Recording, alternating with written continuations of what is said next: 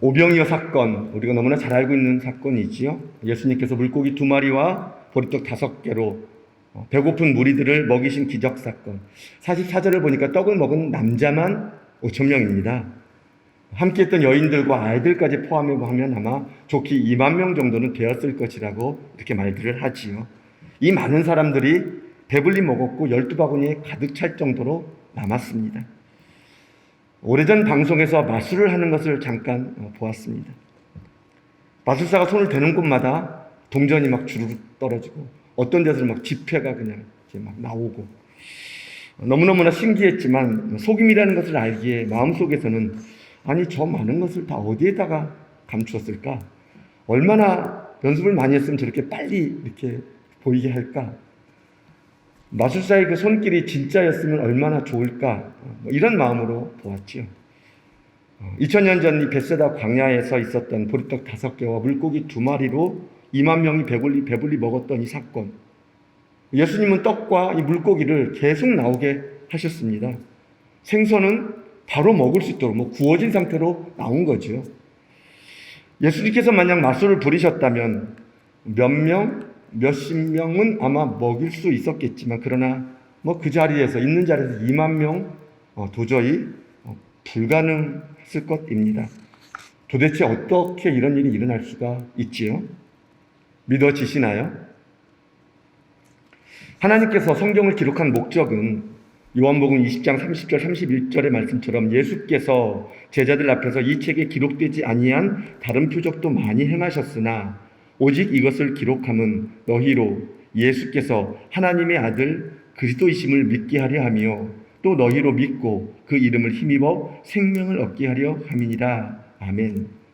성경에 기록된 목적은 사람들로 하여금 예수님이 하나님의 아들임을 믿도록 도와주기 위해서 실제로 그 예수님의 이름을 믿고 생명을 얻게 하려고 기록되었습니다. 예수님은 공생의 기간에 수많은 기적들을 많이 보이셨지요.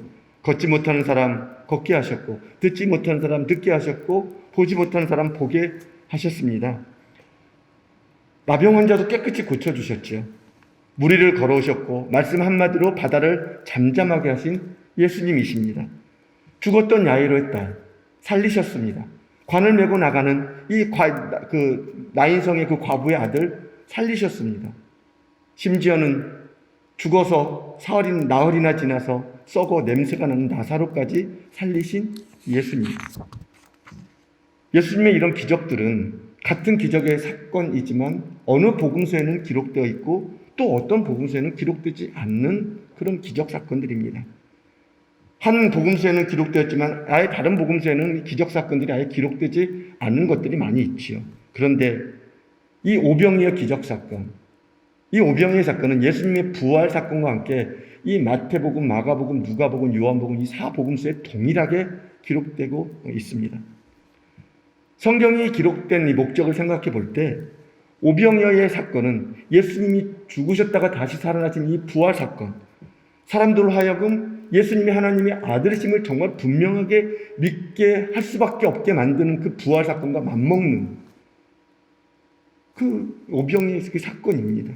절대적으로 중요한 사건인 것이죠. 정말 오병이어의 사건은 죽었다가 다시 살아나신 이 부활 사건, 예수님이 하나님의 아들이라는 분명한 증거, 그래서 기록하지 않으면 안 되는 사건이기에 사복음서에 모두 기록되어 있습니다. 이 두 가지 사건만이 기록되었죠. 예수님 당시에도 마술사들이 있었습니다. 만약에 오병이어가 마술 같은 거였다면 예수님이 가는 곳마다 사람들이 몰려들지 않았을 것입니다. 왜냐하면 마술은 금방 들통나기 때문이지요. 더군다나 예수님을 임금 삼으려고 하지 않았을 것입니다. 오병이어의 사건을 겪은 사람들이 예수님을 임금 삼으려고 막 몰려들었습니다. 이렇게 볼 때에 물고기 2마리와 보리떡 5개로 사람들이 이 먹은 사건은 실제였다는 것이죠. 도대체 어떻게 이런 일이 가능할까? 대답은 간단하지요. 예수님은 하나님이시고 하나님이 보내신 아들, 완전하신 하나님이시기 때문입니다. 여러분 한 가지 묻겠습니다. 예수님을 통해서 계속 나오는 이 떡과 물고기를 보면서 누가 더 놀랐을까요? 무리들이 놀랐을까요? 아니면 나누어주는 제자들이 놀랐을까요? 이곳은 빈들이고 날도 저무려 가니 무리들을 두루 촌에 보내서 각기 먹게 하자는 이 제자들의 말에 예수님이 너희들이 먹을 것을 주라고 하셨습니다. 제자들이 대답하지요. 우리가 가서 200데나리온이나 되는 떡을 사다 먹이리까?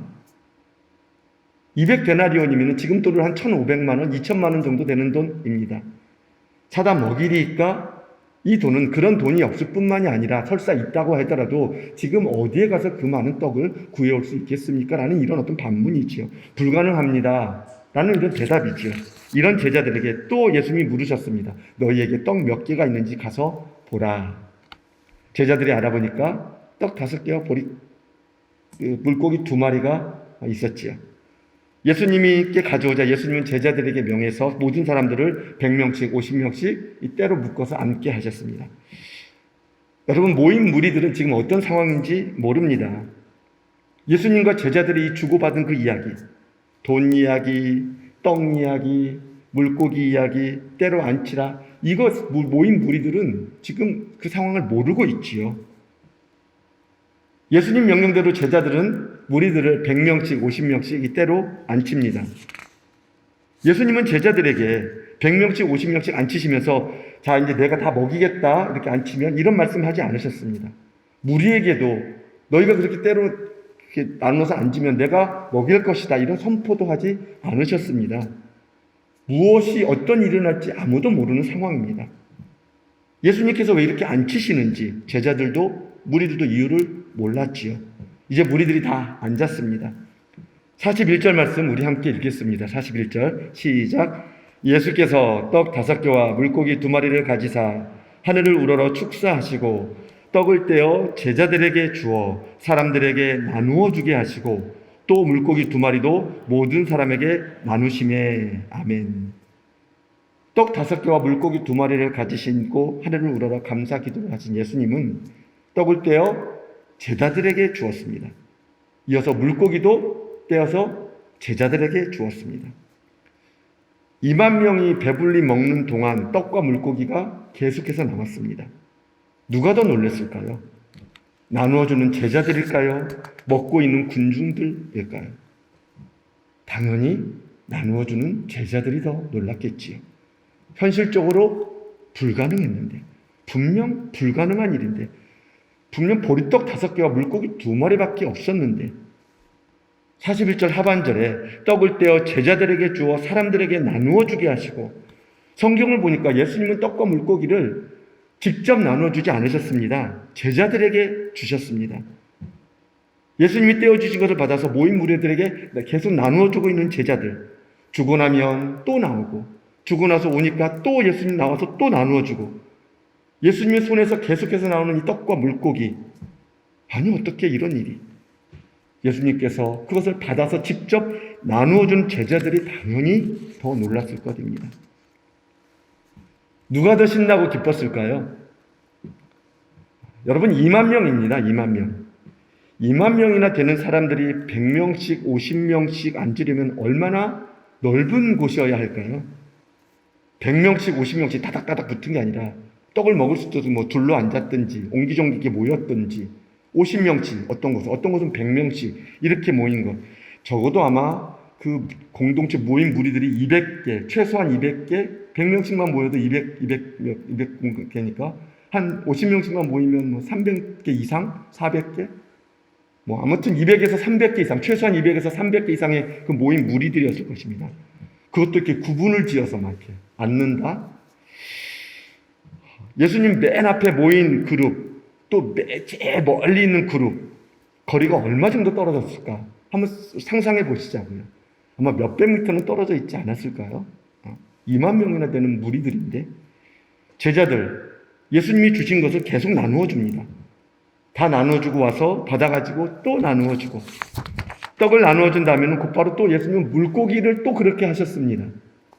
2만 명에게 50명씩 100명이 모인 무리들이 배불리 먹을 정도로 나누어 줄 정도면 이 제자들 한두 번, 수십 번 나눈 것이 아닐 것입니다. 아마 한 사람당 100번 이상은 이렇게 나르지 않았을까요? 예수님이 주신 거 막 다 나눠주면서 다녀야 되니까 그 먼 거리들을 정말 만만치 않은 일이었겠지요. 여러분, 사람이 배가 고프면 사람이 좀 이상해지지요. 점잖은 사람도, 평소에 좀 점잖고 이런 사람도 배고픈 거 참지 못합니다, 잘. 배고프면 이게 큰 소리가 나고 막 짜증을 내고 그래. 저도 가끔 그래요. 이상하게 배가 고파지면 밥을 좀 늦게 줄라 치면 이상하게 뭔가 이렇게 안에서 이렇게 올라오더라고요. 그래서 괜히 말 한마디로 약간 짜증 섞인 목소리로 이렇게 평소에 결코 생각지도 않았던 그런 반응이 나오더라고요. 별것도 아닌데. 저도 별 수 없다는 것을 깨닫게 되었죠. 곧 회개하게 됩니다. 부끄럽지요. 여러분은 어떠세요?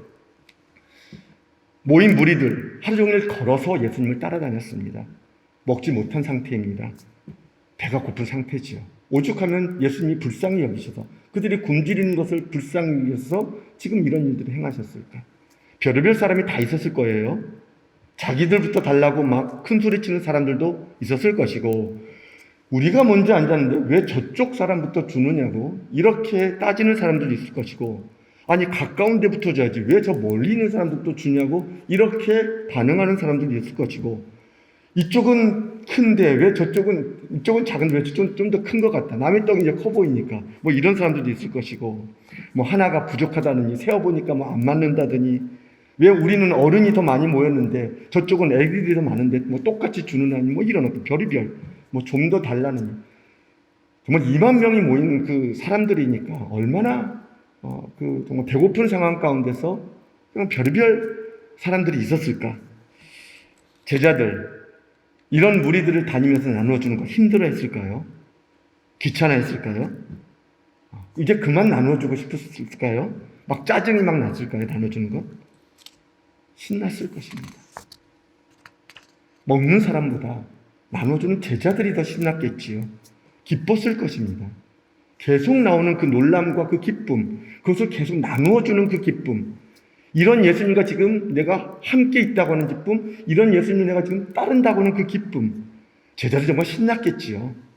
정말 신났습니다. 나중에는 흥분이 되어서 막 임금 삼으려는 그 예수님 떠나지 않으려고 했을 때 예수님이 막 부랴부랴 막 이렇게 바다 건너로 이렇게 배를 타고 보내시지요. 그럴 정도로 막 제자들 신나고 흥분했습니다. 지금 저 모여있는 군중들, 걸어서 예수님을 따라온 저 사람들, 날이 저물도록 가지 않는 저들이 어떤 사람들인지, 왜 지금 여기 있는지 제자들 너무나 잘 알고 있지요. 가난한 사람들이고, 삶에 지친 사람들이고, 의지할 것 없이 없는 외로운 백성들입니다. 세상에서 위로받지 못하는 사람들입니다. 떡과 물고기를 받고 좋아하는 사람들입니다. 배를 채우며 지금 기뻐하는 사람들입니다. 예수님을 따라올 수밖에 없는 저들의 형편, 저들의 갈급함, 저들의 마음을 제자들은 누구보다도 잘 알고 있지요. 자신들과 똑같은 형편의 사람들이니까. 마치 자신과도 같은 그들을 위하여 음식을 나눠주면서 배불리 먹으면서 기뻐하고 있는 저들의 모습을 보면서 만족하고 있는 모습을 보면서 정말 신났을 것입니다. 정말 기뻐했을 것이죠. 정말 큰 기쁨이지요. 예수님께 가기만 하면 계속 나오는 거예요.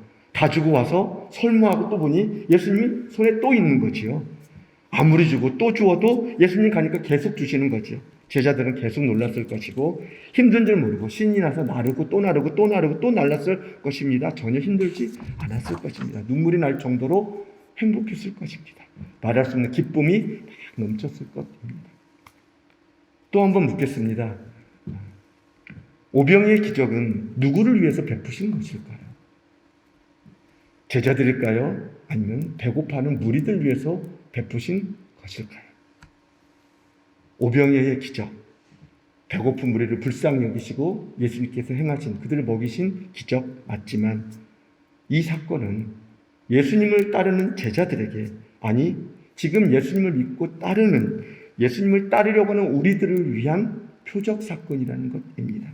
예수님이 누구이신지, 예수님이 하나님의 아들이심을 분명하게 믿게 하시려는 계획된 표적입니다. 요한복음에 기록된 이 평행 본문이죠. 마가복음과 동일한 이 5,000명을 먹인 사건을 요한복음에서 보면 예수님께서 무리들이 오는 것을 보시고 빌립에게 묻습니다. 우리가 어디서 떡을 사서 이 사람들을 먹이겠느냐? 요한복음 6장 6절에 이렇게 말씀하심은 친히 어떻게 하실지를 아시고 빌립을 시험하고자 하심이라. 예수님은 이미 어떻게 먹일 것을 계획하신 거지요. 빌립이 어떻게 나오는지 보고자 하셨습니다. 시험하신 거지요. 시험코자 하셨다는 의미는 제자들에게 당신이 누구인지를 이제 나타내 보이시려고 이게 물으신 것입니다. 예수님의 물음에 빌립은 200데나리온의 떡이 부족하다고 대답했고, 안드레가 이제 한 아이의 이 보리떡 5개와 물고기 2마리를 가져오면서 이것이 많은 사람들을, 이렇게 많은 사람들을 먹일 수 있겠습니까? 라고 대답을 하지요. 지금까지 이 오병이의 기적 사건이 있기까지 예수님을 이렇게 따라다니면서 많은 기적을 경험했던 이 제자들, 이런 반응을 보시고 예수님은 이 사람들을 앉게 하라라고 명령하신 것입니다. 그리고 당신이 누구이신지를 보여주신 것이지요. 여러분 한번 생각해 보시자고요. 때를 나누어 제자들에게 떡과 물고기를 나누어줘서 먹게 하는 방법, 이거 정말 미련한 방법 아닌가요?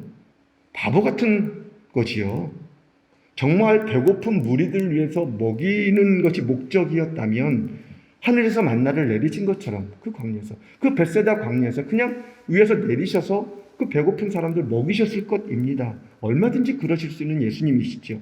굳이 힘들게 100명씩, 50명씩 나누어서 때를 이렇게 앉게 할 이유가 없지요. 마이크도 없던 시절에 제자들이 일일이 쫓아다니면서 50명씩, 100명씩 나누는 것. 12명이 해야 되는데 그거 얼마나 힘들었겠어요. 때를 나눴다고 해도 우리 같으면 때를 나눈 그 무리들 중 가운데 건장한 청년 몇 명 딱 나오게 해서 딱 뽑아가지고 다 나와라. 그래서 한꺼번에 이렇게 딱 주면 얼마나 간편하게 빠르게 먹고 배부르게 할 수 있나요? 제자들도 고생 안 해도 되고 시간도 절약이 되고 더 빠르게 배불리 먹었을 것입니다. 그런데 예수님 그렇게 하지 않으셨습니다. 예수님은 처음부터 떡을 떼어서 제자들에게 주었고, 제자들은 예수님이 주신 떡을 받아서 먼 거리까지 일일이 무리들에게 나누어 주었고, 그들이 기뻐하는 모습을 보았고 기뻐했고, 생선도 똑같은 방법으로 예수님은 그렇게 하셨습니다. 불가능한데, 큰 돈이 필요했고 돈이 있다 해도 분명 안 되는 일인데, 그런데 예수님의 손에서 계속 나오는 떡과 물고기, 그것을 받아서 무리들에게 나누어주는 제자들에게 떡을 떼어주신, 물고기를 주신 예수님의 의도가 분명히 있으신 것이죠. 여러분, 오병이의 이 사건은 단지 육신적으로 이 배고픈 사람들을 배불리 먹이신 기적 사건이 아닙니다. 이 사건을 가지고 보라, 얼마나 놀라운 기적이냐. 한 아이가 자기의 작은 것을 드렸더니 이렇게 큰 기적이 일어났다. 그러니 우리도 이 작은 것 드리면 예수님이 더 많은 것으로 기적을 베푸시는 분이다. 30배, 60배, 100배 이 축복을 받을 것이다. 물론 틀린 적용 아니지요. 예수님 하나님이시니까. 없는 것을 있게 하시는 분이시니 적은 것일지라도 감사함으로 드리고 정성을 다하면 예수님 그거 받으시고 기적으로 역사하실 수 있는 하나님이십니다. 그러나 오병이의 이 사건은 단순한 기적이 아니라 표적입니다. 기적은 예수님이 아니더라도 다른 종교에서도 다른 믿음 가운데 살아도 얼마든지 기적 같은 일이 때때로 일어납니다. 그러나 이 보리떡 5개와 물고기 2마리로 이 2만 명이나 되는 먹인 사건은 하나님이 아니시면 도저히 할 수 없는, 예수님이 하나님의 아들이라고 하는 분명한 증거, 표적 사건입니다. 무리들도 무리들이지만 제자들로 하여금 예수님이 누구이신지를 분명히 알게 하고 믿게 하신 사건이죠. 여러분, 오늘 떡과 생선을 먹은 사람들은 당장 내일이면 또 먹을 것이 없어서 배가 고파야 하는 사람들입니다. 그럼 그때마다 예수님이 가셔서 그들에게 떡과 물고기를 주어야 하나요? 사람들이 육신적으로 배고프면 또 예수님 찾아가서 구해야 하나요? 예수님 안 계시면 어떻게 하지요? 그러면 그들은 굶어 죽어야 하나요? 사람들은 실제로 그렇게 생각했습니다. 예수님께 가면 또 떡을 주실 거야. 예수님께 가면 배부르게 하실 거야. 이 말씀이 요한복음 6장 가운데 쭉 이제 기록되어 있죠. 요한복음 6장은 오병이의 사건이 무엇을 말씀하려는지를 잘 알게 합니다. 오병이의 사건이 있은 그 다음 날 사람들이 예수님을 만나려고 바다를 건너서 또 옵니다. 예수님이 말씀하십니다. 요한복음 6장 26절로 27절에 예수께서 대답하여 이르시되 내가 진실로 진실로 너희에게 이르노니 너희가 나를 찾는 까닭은 표적을 본 까닭이 아니요 떡을 먹고 배부른 까닭이로다. 예수님은 말씀하십니다. 너희가 이렇게 나를 찾는 까닭은 표적을 본 까닭이 아니고 내가 떡 만들어주는 사람인 줄 알고 왔다. 표적을 보지 못하고 기적만 보고 왔구나. 몰려든 사람들만 이렇게 생각한 것이 아니라 예수님을 따르던 제자들도 마찬가지였지요. 그런데 나중에 알게 됩니다. 예수님이 이 오병이어의 사건을 하신 그 의도를 나중에 깨닫게 되죠. 제자들이. 성령을 받고 그 예수님이 하신 그 일은, 얘들아, 내 손에서 계속 나오는 거 보이지? 내가 누구인지 알거라. 내가 주는 이 떡과 물고기를 저 배고픈 사람들에게 나누어 주면서 내가 누구인지를 알고 내 마음을 알고 나는 누구든지 어떤 상황에서든지 얼마든지 먹일 수 있는 살리는 하나님인 줄 깨닫거라. 예수님이 누구인지, 예수님께 가면 어떤 일이 일어나는지, 예수님께 가면 어떤 삶을 살게 되는지 오순절 성령을 받은 이후에 제자들은 깨닫지요. 예수님께서 제자들에게 오병이의 사건을 다시 가르치면서 요한복음 6장 35절 말씀에 예수께서 이르시되 나는 생명의 떡이니 내게 오는 자는 결코 줄이지 아니할 터이요 나를 믿는 자는 영원히 목마르지 아니하리라.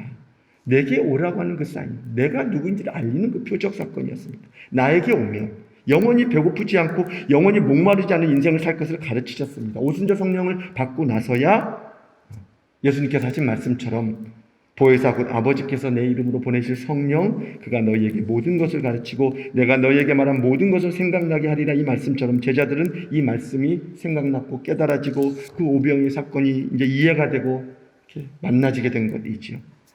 그러니 이제 더 이상 예수님 눈에 보이지 않아도, 실제로 함께 있지 않아도, 예수님이 직접 떡과 물고기 떼어주지 않아도 성령을 통해서 주님이 함께 하심이 믿어지고 하나님의 아들이심이 믿어지니 주님께 더 가까이 나아가게 되고 주님 주시는 것으로 또 살게 되니 그렇게 겁없이 담대하게 믿음으로 살게 되었지요. 사도행전의 그 제자들의 모습이 그 증거들입니다. 살아생전 예수님이 보이셨던 그 수많은 그 기적들, 아니 표적이 믿어지고 깨달아진 것이죠. 우리도 그렇습니다. 믿어지고 깨달아지면 됩니다. 여러분이 살아오면서 주 안에서 겪었던 크고 작은 그 기적 같은 일들이, 그 사건들이 여러분을 향한 하나님께서 보이신 하나님의 그 표적, 예수님이 하나님의 아들이시기에, 예수님이 살아계시기에 여러분을 향한, 여러분을 위한 그 표적이라는 것, 그 기적 같은 사건이 표적이라고, 그게 표적이라고, 단순히 기적이 아니라 표적이라고 믿어지고 깨달아지면 되지요. 때로는 내가 직접 경험한 그 기적이 아니라 다른 사람에게 보여주신 그 기적, 아니 그 표적들, 또 성경에 기록된 이 수많은 표적들을 듣고 우리가 읽을 때에 이런 일들이 예수님이 하나님의 아들이라는 증거구나, 이게 믿어지고 깨달아지면 되지요. 깨달아지면, 믿어지면 이제 눈에 보이는 기적이 없어도 예수님이 함께 하심이 믿어져서 주님을 의지하게 되고, 당장 먹을 떡과 물고기 없어도 원망하거나 불평하거나 염려하거나 두려워하지 않고 안심하며 이렇게 또 지나가고, 무엇을 먹을까, 무엇을 마실까, 무엇을 입을까, 이런 초보적인 이제 신앙생활에서 이제 좀 벗어나서 때를 따라 먹이고 입히시는 하나님의 놀라운 역사들을 삶의 자리들마다 이렇게 만나고 경험하면서 감사 고백하면서 찬송하면서, 때로는 무섭고 두려운 일들이 세상 가운데서 이렇게 엄습해 올 때에 염려하지 말아라, 내일 염려하지 말아라, 이 말씀이 이렇게 믿어져서 내일을 정말 염려하지 않고 참떡이고 생명의 떡이신 영원한 생수인 예수님 그냥 바라보면서, 아니 이런 나의 삶을 지키고 인도하신 주님이 믿어져서 정말 주님의 그 마음과 뜻을 먼저 구하며 살아가는 이 삶 살게 되는 거지요. 깨달아지면, 믿어지면 이 모든 일들이 성령을 통하여 표적이 믿어지고 표적이 깨달아질 때 성령께서 주시는 믿음의 삶이고 성령께서 이끌어 가시는 삶의 역사입니다. 이것만큼 복이 없는 거죠. 오늘 제자들은 많은 무리들에게 축복의 통로가 되었습니다. 아니, 예수님께서 축복의 통로가 되게 하셨지요.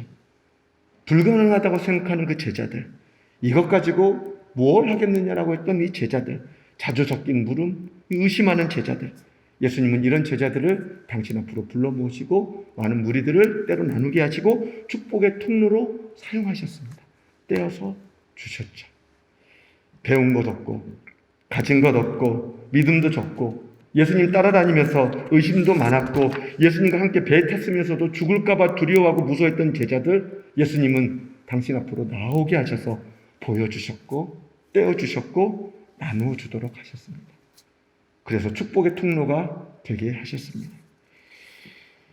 여러분, 오늘 예수님께서 떼어주신 이 떡과 물고기를 나누어 주던 이 제자들의 마지막이 어떻게 되었는지, 이 축복의 통로가 어떻게 끝이 났는지 역사가 요세푸스가 쓴 교회사에 이 12제자의 마지막이 이렇게 기록되어 있습니다. 베드로는 로마에 가서 전도하다 박해를 견디다 못해 돌아오던 중 주님을 만나게 된다. 주님을 본 베드로는 코바디스 도민에 주여 어디로 가시나이까? 나는 네가 도망쳐 나온 로마로 네 대신 가노라. 주님의 말씀을 듣고 베드로는 다시 로마로 간다. 십자가에 못 박히면서 나는 주님과 같은 모습을 할 수 없다면서 거꾸로 못 박혀서 순교했다. 안드레는 헬라에 가서 전도하다가 아가야 성에서 십자가에 줄로 매달려 순교했다. 안드레의 달린 십자가는 X형이었다. 야고보는 예루살렘에서 헤롯에 의해 칼로 목이 베어져 순교했고, 사도 요한은 주님이 십자가상에서 부탁하신 대로 어머니를 끝까지 모셨으며 예루살렘이 주후 70년 로마에게 멸망된 후 에베소에서 전도했다. 그곳에서 온갖 박해와 고문 끝에 끓는 기름 가마에 집어넣었으나 기적적으로 튀어나온다.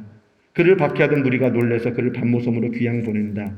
그곳에서 홀로 일생을 보내며 거기서 묵시를 받아 쓴 성경이 바로 요한계시록이며 자기 수명대로 살다 자연사로 죽었다. 빌립은 소아시아 부르기아에서 가서 전도하다가 기둥에 매달려 찢겨져 순교했다. 바돌로메는 아르메니아에 가서 전도하다가 수없는 매질을 당한 다음 십자가에 거꾸로 매달려져 순교했다. 도마는 인도에 가서 전도하던 중 현장에서 군인들이 던진 창에서 맞아 순교했다. 마태는 이디오페에 가서 전도하다가 잡혀 질질 끌려다녔고 결국 그들의 칼날에 목이 베어져 순교했다. 알페오의 아들 야고보를 군중들은 시체나 다름없는 그를 성전 꼭대기로 데리고 가서 밀어 떨어뜨려서 순교했다. 시몬은 애굽에서 전도하고 유대로 돌아와 전도하던 중 군인들이 쏜 화살에 의해 순교했다. 야곱의 동생 유다는 파사에 가서 전도하다가 활에 맞아 순교했다. 이게 교회사 가운데 기록된 그 기록입니다. 여기에서 사도 바울을 하나 더 하자면 사도 바울은 로마에서 단두대에 목이 잘려서 순교하게 되죠. 목사님, 이게 무슨 축복이에요? 그냥 비참하게 죽은 거지요. 그럼 우리도 이렇게 죽어야 축복이고 축복의 통로가 이런 건가요? 여러분, 제자들의 마지막이 축복이라고 믿으시나요? 제자들이 축복의 통로의 삶을 살았다고 마음속으로 이렇게 인정이 되시나요? 비록 온전하지는 못했지만 성령을 받은 후 더 이상 예수님을 떠나지 않은 제자들, 이 통로가 있었기에 저와 여러분이 지금 이 절에서 하나님을 예배하는 이런 축복을 받았다고 하는 것, 이건 너무나 분명한 그들이 축복의 통로였다고 하는 것을 증거하는 것 아닌가요? 너무나 분명하지요. 제자들이 오병이의 사건, 이 표적 사건을 통해서 받은 깨달음이 뭘까요? 오순절 성령을 통해서 정말 무엇을 깨달았을까요? 예수님께 가면 되는구나. 예수님 메시아 맞구나. 예수님 하나님의 아들 정말 맞구나. 예수님께로만 가면 다 해결이 되는구나. 예수님께로만 가면 사랑의 떡, 위로의 떡, 정말 치료의 떡, 이 평안의 떡, 영원한 생명의 떡을 주신다. 이거 깨닫고 이거 누리고 이것 전하며 사는 것, 이렇게 산 것이죠. 이것보다 더 큰 축복이 어디 있나요? 아들을 십자가에서 내어주시면서까지 우리에게 주시고자 한 복이 이 복이지요. 예수님께 가면 된다. 수고하고 무거운 짐진 자들아 다 내게로 오라. 모든 문제를 다 해결해 주신 예수님께 가면 된다. 이 복. 제자들이 이 축복이 믿어지니까 제자들이 이 축복을 진짜 누리면서 이 축복으로 통로로 살다가 간 것이지요. 죄송한 질문을 드리겠지만 여러분은 이 세상 사는 동안에 어떻게 살기를 바라시나요? 아니, 어떻게 죽기를 이렇게 마음속에 이렇게 그리고 계신가요? 사는 것도 잘 살아야지만 죽는 거는 더 잘 죽어야지요. 하나님의 축복받은 인생이 되어서 축복을 누리고 축복을 전하는 축복의 통로로 살다가 하나님께 가고 싶지 않으신가요? 돈이 이만큼 있어야 된다고 생각하고 지금 해봤자 소용이 없다고 생각하고 내가 가지고 있는 이것 가지고 뭘 할 수 있냐고 이렇게 말하는, 안 될 거야. 어림없어. 이것저것 것으로, 이 작은 것으로 뭘 한다고 이렇게 생각하는 제자들 예수님은 부르시고 떼어주시면서 축복의 통로가 되게 하셨습니다. 예수님께 가니까 예수님은 그런 제자들을 축복의 통로가 되게 하셨습니다. 예수님은 지금도 똑같이 말씀하시고 똑같은 일을 하시는 하나님이시지요. 내게로 오라. 그러면 내가 주겠다. 예수님께로 가면 정말 목마름 해결 정도가 아니라, 이 배고픈 것 해결할 정도가 아니라 주님이 진짜 주시는 이 생명 안에서 이 영혼의 기쁨을 누리며 살아가는, 정말 죄로 인해서 이 잡혀있고 짓눌려 있는, 죄로 인해 고통당해야 하는 우리의 모든 슬픔과 아픔과 이 질곡들, 이걸 벗어나는, 해방이 되는, 해방시켜 주시는 예수님이시지요. 십자가에서. 그러니 예수님께로 가면, 예수님을 만나면, 예수님 앞에 서면 더 이상 배고프다고 울거나, 더 이상 목마르다고 원망하거나 불평하지 않는, 예수님 안에서 만족하면서 감사하면서 예수님 생명 안에서 이 생명을 누리고 전하는 삶으로 예수님은 바꿔주세요. 통로가 되게 해주세요. 예수님께로 가기만 하면. 사랑하는 여러분, 현실은 빈들이어도, 가진 것 없어도, 약하고 초라해도, 그러나 예수님께로만 가면 예수님은 주십니다. 떼어 주십니다. 갈 때마다 주십니다. 나도 먹여주시고 다른 사람도 먹이게 해주십니다. 이게 구원이고 구원받은 자의 축복이지요. 예수님은 복의 근원이시고 복의 통로이시고 또 십자가를 통하여 여러분과 저를 축복의 통로로 삼아 주셨지요. 또 그 길로 걸어가게 하시는 구원의 주님이시지요. 전능하신 하나님이시고 완전한 사랑의 하나님이십니다. 여러분과 저의 믿음이, 우리 교회가 나 같은 죄인 살리신 이 하나님의 은혜가 너무너무 고마워서, 나를 위해 영원한 생명의 떡인 이 예수님을 정말 보내주신, 살려주신 이 은혜가 너무너무 감사해서 주신 생명으로 살고 다른 사람에게 이렇게 나누어주는 이 일들, 예수님께만 계속 그냥 가면 되는 이 일들, 자연적으로 사라지게 되는, 살게 되는 이 일들, 내가 하는 것이 아니라 주님께서 해주시는 그 일들, 나는 아닌 것 같고 불가능한 것 같고 어려울 것 같고 이까짓 것으로 뭘 할 것 같지만 생각하지만 주님께로만 가면 주님은 그것을 가지고 축복의 통로가 되게 하시는 이 놀라운 구원의 이 십자가 은혜의 그 비밀. 거창한 큰일 하는 것 아니지요. 넉넉하지 않지만 예수님께 가면 이 주신다는 믿음으로, 또 믿음으로 가보니까 진짜로 이 주시는 이 체험 안에서 내게 있는 것 감사하면서 주신 것 믿음으로 이렇게 흘려보내고, 세상에서 수고하고 무고한 이 짐진 자들, 정말 기진하고 목마르고 배고픈 사람들, 은과 금은 내가 없지만 이 소망에 관한 진짜 이유를 온유함으로 또 사랑함으로 언제나 대답할 수 있는 준비를 이렇게 하면서 대답해 주면서 예수님께 나오면 해결된다는 이 진리를 가슴에 꽉 묻고 전하면서 사는 것, 이거지요. 이 축복의 통로지요. 이게 복이지요.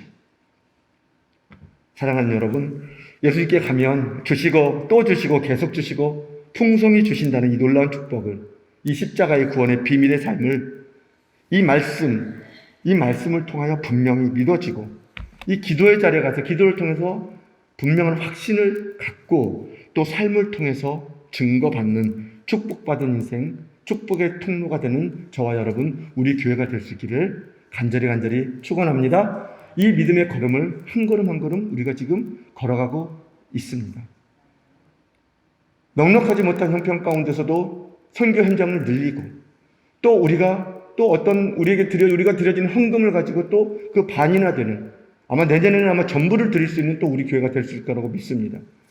이런 어떤 일들은 작은 것이지만, 보잘것없는 것이지만 우리가 받은 그 은혜 때문에 하는 그것이 정말 생명을 살리는 축복의 통로가 되는, 축복의 통로의 삶을 사는 그런 작은 걸음들이지요. 교회뿐만이 아니라 저와 여러분의 그 삶 가운데서도 여러분이 가지고 있는, 여러분에게 주신 그 은혜들, 그 작은 것들을 정말 나눌 수 있는 그런 십자가 비밀의 구원의 은혜의 깊이 만날 수 있는 저와 여러분들 될 수 있기를 간절히 축원합니다. 기도하겠습니다. 이 시간 함께 기도하실 때에 하나님, 예수님이 하나님의 아들이심을 정말 더 분명히 믿어지게 하여 주옵소서. 정말 믿음으로 예수님께 더 나아가는 제가 되게 하여 주옵소서. 또 마지막으로 기도해 주실 것은 예수님이 주신 이 축복이 무엇인지 정말 알고 깨닫고 믿어져서 내가 그 축복을 누리고 축복을 전하는 통로가 되게 하여 주시옵소서. 라는 이 기도를 오늘 이 시간 함께 드리기를 원합니다. 기도하며 나아갑니다. 살아계신 하나님 아버지, 예수님이 하나님의 아들이심이 더 분명히 믿어지는 제가 되게 하여 주옵소서. 믿음으로 믿음에 이르는 이 삶을 더 살아가게 하여 주시옵소서. 예수님이 하나님의 아들이심이 정말 더 믿어져서 내가 그 믿음의 삶을 살게 하여 주시고 믿음의 걸음을 걷게 하여 주시고 우리 교회가 이 믿음으로 더 새롭게 되고 주님 앞에 더 가까이 나가서 주님이 주신 이 놀라운 십자가 비밀의 그 은혜, 구원의 삶의 복된 통로들이 되게 하여 주시옵소서. 주님, 정말 믿음으로 주님께 나가게 하여 주옵소서.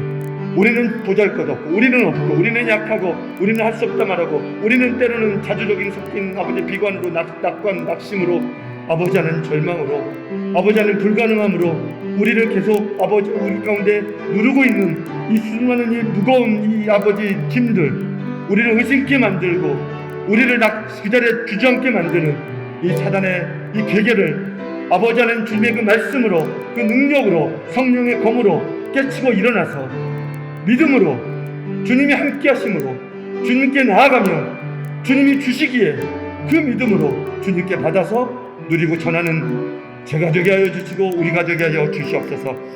예수님 십자가를 통해서 우리에게 생명 주셨습니다. 아들을 내어주시면서까지 모든 것 주셨습니다. 주님, 이 주신 은혜, 이 주신 것들 알게 하여 주시고 만나게 하여 주시고 깨닫게 하여 주셔서 내가 살아가는 이 모든 삶의 자리에 일어나는 그 모든 문제들, 그 어려운 것들, 우리가 살아가면서 겪어야 되는 이 수많은 고통과 아픔들, 삶의 질고들, 굴곡들 이미 주님께서 십자가에서 다 해결하셨음에 주님 십자가로 가서 말씀 안에서 믿어지게 하시고 기도하면서 확신하게 하시고 삶의 체험 가운데 믿음의 걸음을 걸으면서 증거하는 우리 모두가 되게 하여 주시옵소서. 그러게 주님 한 분이면 충분하고 주님께로만 가면 주님이 해주십니다. 이 놀라운 비밀의 삶을 우리 모두가 살아갈 수 있도록 주님 도와주시옵소서. 감사드리며 살아계신 예수님의 이름으로 기도하옵나이다. 아멘.